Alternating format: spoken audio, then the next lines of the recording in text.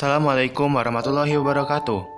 Nama saya Andre Jonathan dari kelas 12 MIPA 6 dan kali ini saya akan menjelaskan pengaruh kemajuan IPTEK terhadap Negara Kesatuan Republik Indonesia. Sebelumnya, apa sih itu IPTEK? IPTEK itu adalah istilah atau singkatan dari ilmu pengetahuan dan teknologi. Nah, istilah IPTEK sendiri ini melingkupi seluruh hal yang berhubungan dengan ilmu pengetahuan dan teknologi, dampaknya, perkembangannya, serta berbagai bidang-bidang dari IPTEK itu sendiri. Sebelum kita tahu dampak dari IPTEK itu, kita harus tahu dulu dong sejarah dari perkembangan IPTEK itu. Nah, teknologi itu kan sebenarnya adalah alat atau upaya untuk memudahkan pekerjaan-pekerjaan manusia. Nah, teknologi ini berawal dari sejak masa prasejarah, di mana manusia menggunakan alat-alat serpih untuk memudahkan mencari makanan. Nah, seiring waktu, alat berburu tersebut semakin canggih dan terpoles, sehingga bisa dibilang sebagai alat atau teknologi sejati, seperti kapak genggam, kapak persegi, panah, busur, dan lain-lain.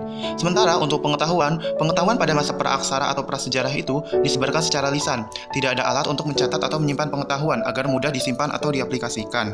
Nah, sistem tulis pertama sebagai alat penyimpan pengetahuan itu akhirnya muncul di Mesopotamia dengan sistem tulis cuneiform pada 5000 sebelum Masehi, mengakhiri masa prasejarah. Sejak saat itu, pengetahuan dapat ditulis dan disimpan, membuat inventory pengetahuan manusia semakin mudah disebarkan. Perkembangan teknologi berikutnya muncul pada masa revolusi industri pada abad ke-16. Pada saat itu, teknologi mulai mendominasi pekerjaan dan kehidupan manusia. Penemuan mesin uap serta mekanisasi dan munculnya pabrik produksi meningkatkan laju perkembangan teknologi, hingga akhirnya teknologi berada di segala aspek kehidupan manusia seperti saat ini. Sementara, pengetahuan mulai tersebar luas ke publik pada masa scientific revolution pada abad 16 atau 17 di Eropa. Kemajuan ilmu pengetahuan ini ditandai dengan banyaknya penemuan dan teori sains yang diungkapkan, seperti Newton, Galileo, dan lain-lain. Nah, penemuan mesin cetak oleh Gutenberg juga menyebarluaskan buku, membuat pengetahuan dan ilmu pengetahuan lebih mudah diakses ke publik. Semua perkembangan IPTEK tersebut akhirnya membawa kita ke zaman sekarang, yaitu zaman globalisasi. Apa sih itu globalisasi? Globalisasi adalah konsep perkembangan dunia melalui keterkaitan dan ketergantungan antar bangsa dan antar manusia di seluruh dunia, melalui perdagangan bebas, interaksi antar negara, investasi, organisasi internasional, dan lain-lain. Dalam globalisasi, dunia antar negara terhubung dengan erat seakan tak ada batas geografis yang memisahkan antara mereka. Setelah kita mengetahui perkembangan IPTEK, apa sih dampak positif dan negatif dari perkembangan IPTEK? Yang pertama itu ada di bidang politik. Nah, dampak positif dari perkembangan IPTEK di bidang politik adalah mengkonsolidasikan demokrasi dan nilai keterbukaan dan kebebasan, memudahkan hubungan diplomatik dan kerjasama antar negara, meningkatkan partisipasi dan pengawasan rakyat, mempermudah akses informasi mengenai perkembangan politik, dan memudahkan sosialisasi kebijakan dan penyampaian pendapat. Nah, contohnya itu pemanfaatan IPTEK di bidang politik itu kan dengan adanya IPTEK kita lebih mudah tahu tentang berita-berita politik, pilkada, kayak KPK sedang menangkap OTT siapa, atau kita bisa tahu tentang hubungan diplomatik dan kerjasama kita dengan negara-negara lain. Dengan adanya IPTEK, kita juga bisa lebih mudah mengawasi kebijakan-kebijakan yang dibuat oleh pemerintah dan mengeluarkan pendapat kita terhadap kebijakan yang diberikan oleh pemerintah. Kemudian, dampak negatifnya adalah tumbuhnya ideologi alternatif dari Pancasila, seperti liberalisme atau neoliberalisme, atau orang-orang yang menganggap ideologi lain lebih penting daripada Pancasila. Kemudian ada penyalahgunaan keterbukaan dan kebebasan pendapat. Ada radikalisme, terorisme, cybercrime, dan gangguan stabilitas politik. Munculnya politik identitas, nilai politik individu, kelompok, dan lain-lain, serta mudahnya misinformasi, propaganda, dan hate speech. Selain bidang politik, ada pula dampak di bidang ekonomi. Ada positif dan negatifnya.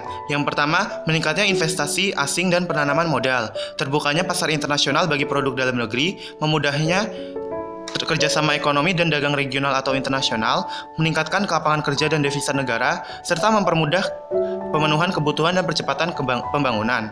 Contohnya dari dampak positif ini adalah ASEAN. Dengan ASEAN itu kita tidak memiliki tarif impor dan ekspor, sehingga kita lebih mudah memenuhi kebutuhan dalam negeri, serta mengekspor barang ke luar negeri untuk mendapatkan devisa negara. Contohnya lain adalah dengan adanya IMF atau Bank Dunia, sehingga kita bisa meminta pinjaman jika ingin melakukan pembangunan dalam negeri. Nah, contoh dampak negatifnya adalah masuknya kompetisi dari produk luar negeri, penjajahan ekonomi oleh investor asing, meningkatnya kesenjangan ekonomi akibat kompetisi global, ekonomi dikuasai oleh permintaan pasar, pemerintah hanya regulator, serta mudahnya terjadi brain drain dan kalah saing dengan SDM luar negeri. Nah, contoh dari dampak negatif ini berhubungan dengan dampak positif ini. Contohnya ketika kita meminjam IMF atau Bank Dunia untuk melakukan pembangunan, kita bisa terlilit utang. Selain itu, dengan masuknya uang investor asing, bisa juga kepentingan politik kita dicampur tangani oleh kepentingan investor tersebut. Dampak positifnya adalah memperkuat akulturasi budaya, mempermudah komunikasi dan interaksi antar wilayah, mudahnya persebaran pengetahuan dan inovasi teknologi, mempermudah akses informasi dan pemikiran baru dari dunia, serta meniru etos kerja dan nilai budaya baik. Contohnya, dengan adanya internet, kita lebih mudah mencari informasi di seluruh penjuru dunia, sehingga kita lebih mudah bertukar budaya, bertukar pikiran dengan orang-orang lain di seluruh dunia. Kemudian, dampak negatifnya ada munculnya gaya hidup konsumtif dan hedonisme yang boros, munculnya sikap individualisme dan acuh lingkungan sekitar, meningkatnya kesenjangan sosial budaya dan gaya hidup, lunturnya nilai budaya lokal akibat westernisasi, serta lunturnya nilai keagamaan dan sosial masyarakat. Contoh dampak negatifnya ini adalah muncul hidup konsumtif dan hedonisme. Konsumtif adalah prinsip hidup di mana kita harus membeli barang sebanyak-banyaknya untuk mendapat kebahagiaan. Begitu pula dengan hedonisme yang boros dan merusak lingkungan. Konsumtif dan hedonisme ini gaya hidupnya juga akan meningkatkan kesenjangan sosial budaya dan gaya hidup antara yang kaya dan miskin, makin terlihat kesenjangannya.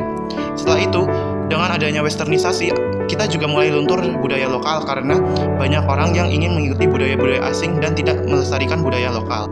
Terakhir, ada pula dampak iptek terhadap bidang hukum, pertahanan, dan keamanan. Dampak positifnya, menguatnya supremasi hukum, demokratisasi, dan penegakan HAM, menguatnya tuntutan dan pengawasan bagi penegak hukum, serta menguatnya regulasi dan pembuatan UU yang memihak rakyat. Contohnya adalah menguatnya tuntutan dan pengawasan bagi penegak hukum. Dengan adanya iptek, kita lebih mudah menuntut pertanggungjawaban dan profesionalisme bagi penegak hukum. Dampak negatifnya adalah adanya tindakan anarkis masyarakat yang mengganggu stabilitas, meningkatnya radikalisme, terorisme, cybercrime, sabotase, serta infiltrasi, serta menyebarnya misinformasi dan hoax yang menyesatkan. Nah, untuk menanggulangi seluruh dampak-dampak dari perkembangan iptek itu, bagaimana sih? Nah, caranya adalah dengan membudayakan sikap selektif, yaitu adalah menyeleksi pengaruh-pengaruh dan kemajuan iptek yang kita manfaatkan dalam kehidupan kita. Kita juga harus menyaring pengaruh-pengaruh luar yang masuk ke dalam Indonesia. Selain itu, kita juga harus mengutamakan etis dan norma sosial dan masyarakat dalam memilah-milah perkembangan iptek, sehingga kita tidak hilang dalam arus globalisasi dan westernisasi, sehingga kita melupakan budaya sendiri. Sekian presentasi dari saya, kurang lebihnya mohon maaf. Wassalamualaikum warahmatullahi wabarakatuh. Thank you for watching.